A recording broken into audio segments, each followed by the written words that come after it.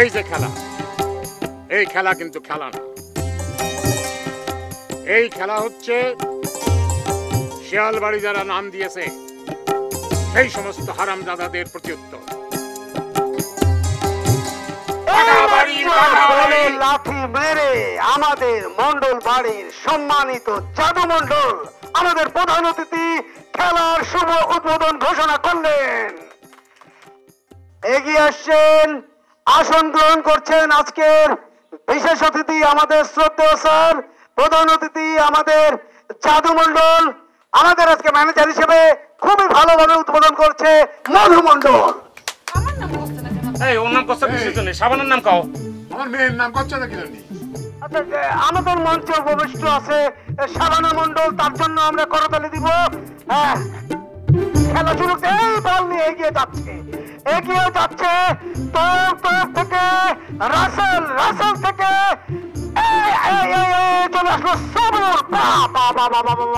এই তো লাল দল এখন এগিয়ে যাচ্ছে সবুরের কাছে, সবুর এগিয়ে যাচ্ছে, আসমানের কাছে পাস দিয়েছে, আসমান আবার দিয়েছে সবুরের কাছে, সবুর বাইরে, বল একেবারে বাইরে চলে গেল।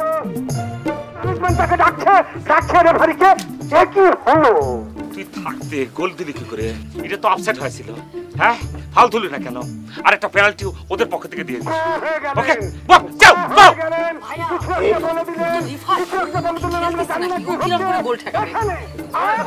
খেলা শুরু হয়ে গেল। বল দেখছি আমরা লাল বাহিনীর দখলে, এখন আছে এগিয়ে যাচ্ছে সুন্দরভাবে। এপাশে আমাদের মঞ্চে উপবিষ্ট শ্রদ্ধা শিক্ষক আমরা দেখছেন উনি আমাদের প্রধান অতিথি, আমাদের মন্ডল বাড়ির, আমাদের শিয়াল বাড়ির বড় শিয়াল, সামনে প্রতিষ্ঠ ছোট শিয়াল।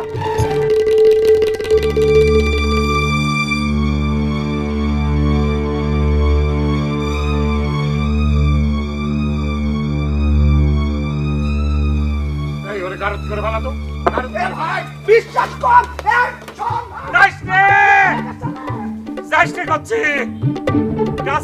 গাইডে ফালাবো তোর আমি। খেলার গোষ্ঠী কিলাই বাগার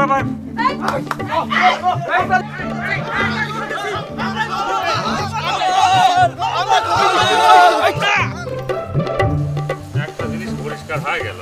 কি হয়ে গেল? আমাদেরকে এক প্রকার অপমান অবদস্থ করার জন্য এই টুর্নামেন্টের আয়োজন করা হয়েছে। একদম ঠিক কথা কয়েছেন মধু ভাই।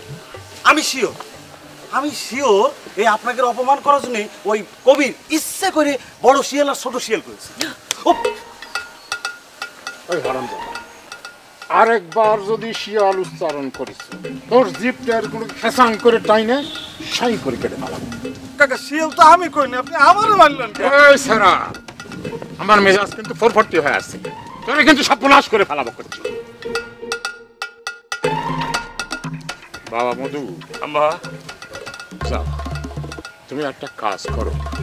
ওই যে কবির হারামজাদা আছে না, ওই হারামজাদা সবাই নিয়ে যাও, নিয়ে যে ওই হারামজাদারে ধরে নিয়ে চলে আসো।